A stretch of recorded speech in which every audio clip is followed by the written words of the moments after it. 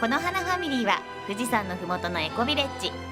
赤ちゃんからお年寄りまで77人が血縁を超えた大家族として仲良く暮らしています。無農薬有機栽培で食べ物のほとんどを自給。自然と調和した環境に優しい暮らしは大きな注目を集め、たくさんの人々が訪れています。そんなファミリーの思いが詰まった新しい本ができました。この花ファミリーの生き方は多くの人が憧れるけど、多くの人が自分には無理だと思ってる。でも同じような特別な人じゃない人でもこういう生き方ができるよ。あなたにもこういう生き方ができますよ。その入門編がこの本じゃないかなというふうに思います。それでは本の内容をちょっぴりご紹介します。24歳の時に青年海外協力隊員としてエチオピアへ行ったこうちゃん。エチオピアへの永住も考えましたが、内戦が激化して日本に帰国。その後、有機農家としての道を選びました。こうちゃんです。毎日いろんな人が来て、いろんな人にプレゼンやったりしてます。ここのことが伝わるといいなと思ってます。じゃあね。元ナンバーワンキャバクラ嬢のミサちゃん。2度の離婚と躁うつ病を経験し、ファミリーと出会いました。今は毎日掃除などの家事全般を担当しています。みさこです。ここに来て躁うつ病を克服しました。これからは見た目の美しさではなく、心の美しさでブイブイ言わせます。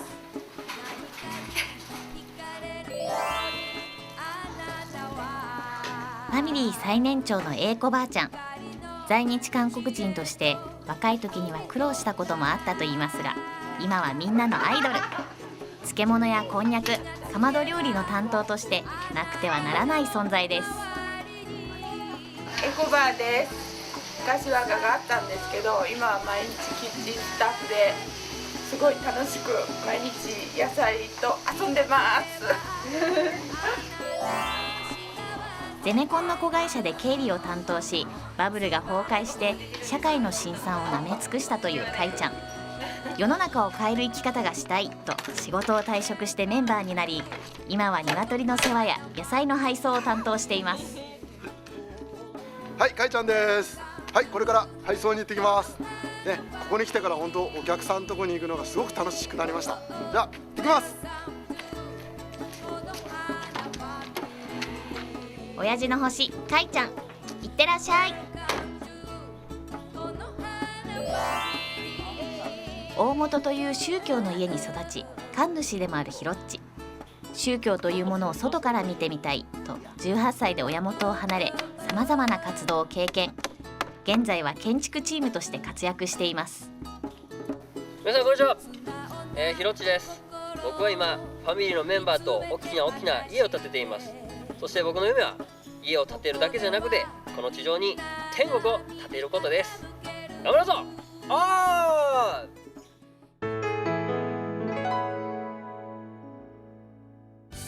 この花ファミリーでは、みんながそれぞれの能力や個性を生かして農作業や食事作り、子育てなど得意な分野で活躍しています。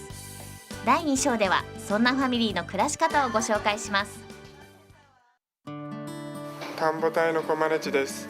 この花では約8ヘクタールの田んぼに14種類のお米を育てています。田んぼにはさまざまな虫たちや草たち、鳥たち、微生物たちがいます。そして季節ごとに風景が移り変わっていきます。その中で自然を敬う気持ちが深まり、自分たちは生かされているということをいつも感じます。時々忘れますけど。畑隊のたっちゃんです。僕にとっての畑は宇宙の真理を学ぶ学校であり、真理を表現していく無限のキャンパスだと思っています。自分の心の成長度合いに合わせて畑も作物もふさわしく変化していく。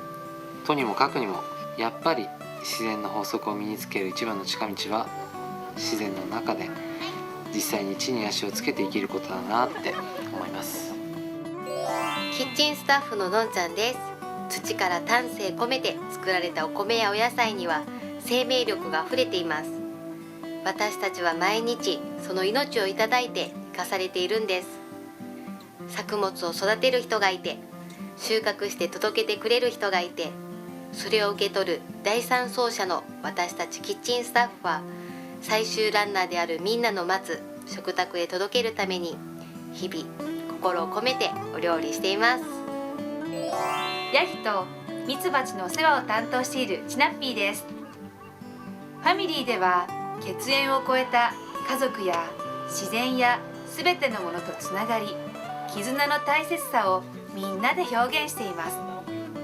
ヤギさんもミツバチさんもニワトリさんも私たちの大切な家族なんです。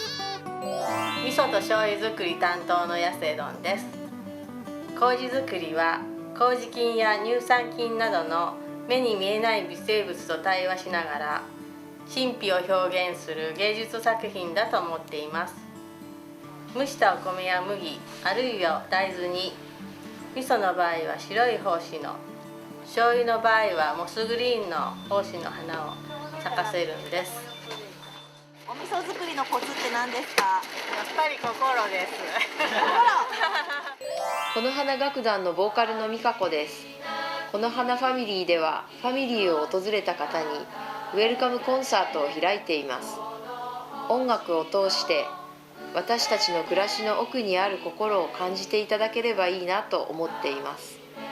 初めてお会いする方も、元は一つの魂が長い旅をして今久しぶりに会えたね、お帰りなさいという気持ちで歌っています。子育てチームのマリネです。子育てチームというのは子どもに毎日育てられているチームとも言えます。子どもは毎日違った顔を見せてくれます。それを鏡として私たちは自分の心を振り返る、そういう日々を送っています。毎日たくさんの子どもたちに囲まれて幸せに充実した日々を送っています。ぜひ遊びに来てください。経理担当の中野です。自分と他人を区別するからお金が必要になるんですよね。区別することによって世界から切り離されちゃって不安になってお金を貯め込みます。すべてを共有すれば全部みんなのものだからお金なんて必要ありません。僕たちはみんなでそんな生活を築き上げています。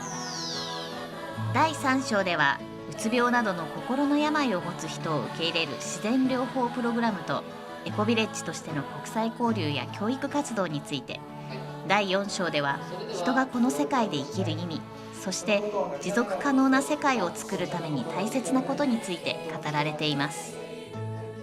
多種多様な人たちが共に暮らせるっていう場所を作ってるっていうことですね。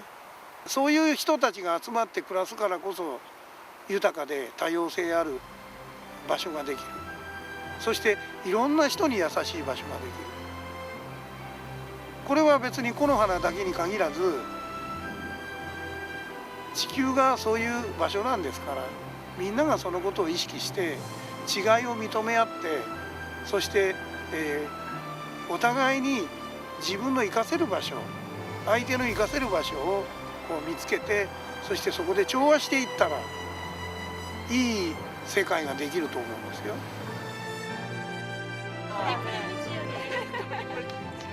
これからの時代を私たちはどう生きていくのか。血縁を超える77人の大家族がお届けする富士山麓からのメッセージです。